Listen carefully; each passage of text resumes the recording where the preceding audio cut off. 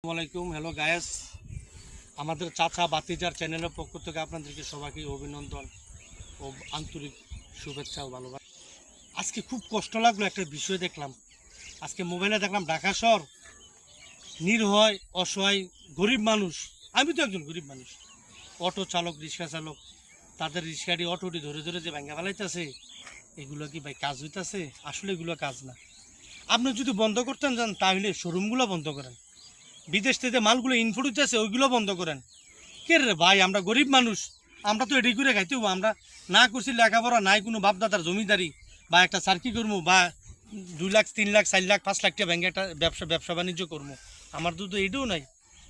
বিশেষ করে যারা প্রতিনিধি আছে, বাংলাদেশ সরকার মাননীয় প্রধানমন্ত্রী তারেক রহমানকে বলছি, স্যার আপনি বিশেষ করে আমাদের গরিবের পেটও লাথি দিয়ে না, আপনি এই বিষয়গুলো দেখবেন, আমরা যারা গরিব মানুষ আছি।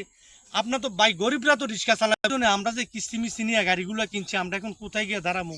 আমাদের ছেলেমেয়ে নিয়ে কার দুয়ারে দাঁড়ামো? যদি বন্ধ করতেন চান তাহলে শোরুমগুলো বন্ধ করেন।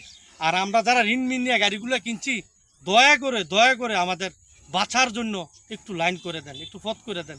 আমরা যাতে কিস্তিতে তুললা ব্যাংকের থেকে লোন নিয়ে গাড়িগুলো কিনে ফেলাইছি, আমরা গাড়িটি চালানোর জন্য আমাদেরকে সুযোগ দিন, এদিকে না পারলে অন্যদিকে দিন।